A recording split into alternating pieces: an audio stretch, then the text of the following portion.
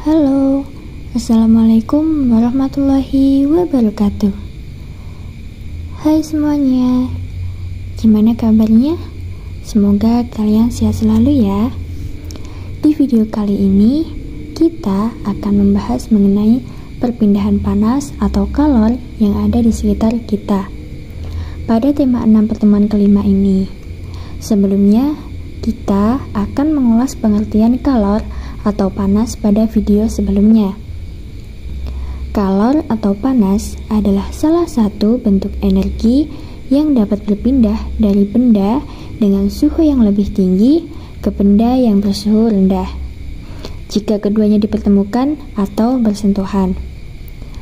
Dua benda yang memiliki suhu berbeda ketika dipertemukan, maka akan muncul kalor yang mengalir atau berpindah.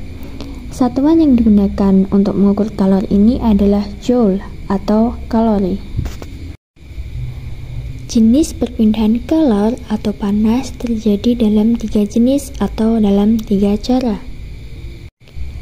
Seperti yang telah dijelaskan sebelumnya, bahwa panas berpindah dari benda yang bersuhu tinggi ke benda yang bersuhu lebih rendah. Lalu, bagaimanakah panas dapat berpindah? Panas dapat berpindah melalui 3 cara, yaitu secara konduksi, konveksi, dan radiasi.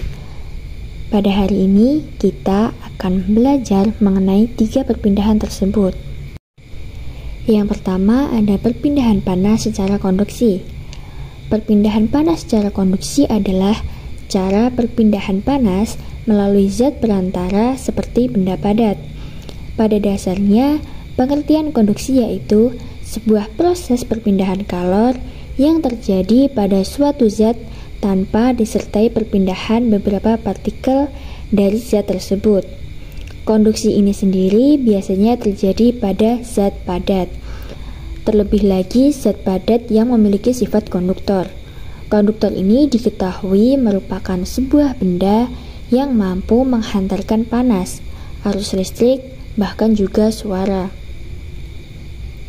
Dalam konsep konduksi, perpindahan kalor ini bisa dipengaruhi oleh beberapa hal, mulai dari jenis benda, luas penampang zat penghantar, hingga perbedaan suhu di ujung masing-masing benda. Tidak hanya itu, panjang zat perantara yang digunakan kalor untuk merambat juga mempengaruhi perpindahan tersebut. Selanjutnya ada contoh perpindahan kalor secara konduksi. Pada gambar, terdapat sebuah sendok yang dicelupkan ke dalam sebuah panci dengan berisikan air yang telah mendidih.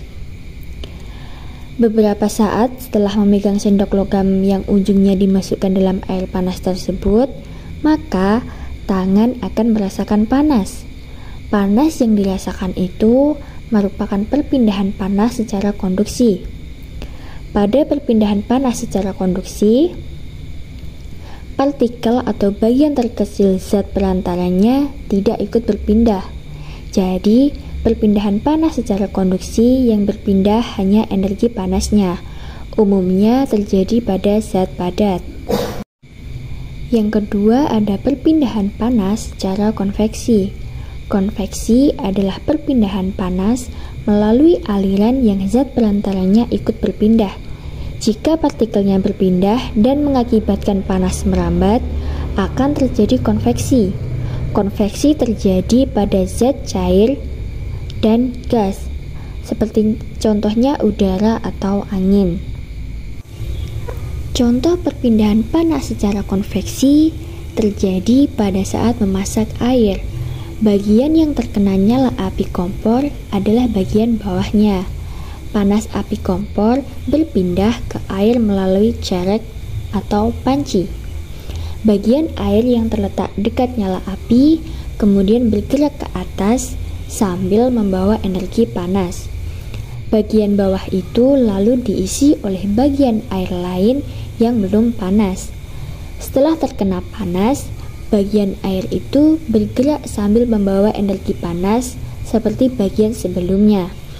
Begitu terjadi terus-menerus hingga seluruh bagian air mempunyai panas yang sama. Jenis perpindahan panas yang ketiga yaitu radiasi, yang dapat diartikan sebagai pancaran. Perpindahan panas secara radiasi adalah perpindahan energi panas dalam bentuk gelombang elektromagnetik atau tanpa memerlukan adanya zat perantaranya atau medium. Radiasi adalah perpindahan panas secara langsung dari sumber panas ke lingkungannya tanpa melalui medium apapun. Setiap benda dapat memancarkan dan menyerap radiasi panas, yang besarnya bergantung pada suhu benda dan warna benda. Warna hitam adalah penyerap panas yang baik, adapun warna putih adalah penyerap panas yang buruk. Oleh karena itu, pada saat udara panas, mengenakan pakaian berwarna putih itu menjadi lebih nyaman daripada hitam atau berwarna gelap lainnya. Sinar matahari baik panas maupun hangat yang kita rasakan saat berada di luar rumah adalah hasil dari perpindahan panas secara radiasi. Jadi, kita tidak perlu menyentuh matahari secara langsung untuk dapat merasakan panas dan kehangatannya. Contoh perpindahan panas secara radiasi seperti menjemur pakaian. Kalian pasti tidak nyaman ketika menggunakan pakaian yang kotor dan basah. Agar pakaian yang digunakan selalu bersih dan kering, pakaian harus dicuci dan dijemur di bawah sinar matahari. Radiasi termal dari matahari inilah yang dapat mengeringkan baju basah yang dijemur di luar rumah. Selain mengeringkan, panas radiasi ini juga dapat membunuh kuman, bakteri, serta jamur pada pakaian, sehingga membuat pakaian menjadi bersih dan nyaman untuk digunakan. Contoh selanjutnya dari perpindahan panas secara radiasi yaitu adanya api unggun. Pada saat berkemah di dekat nyala api unggun, kalian akan merasakan panas dari api unggun tersebut. Terasanya panas api unggun itu membuktikan adanya perpindahan panas. Pada saat itu, panas berpindah secara radiasi. Sekian video pembelajaran kita hari ini pada pembelajaran kelima. Semoga bermanfaat. Ada kurangnya, saya mohon maaf. Assalamualaikum warahmatullahi wabarakatuh.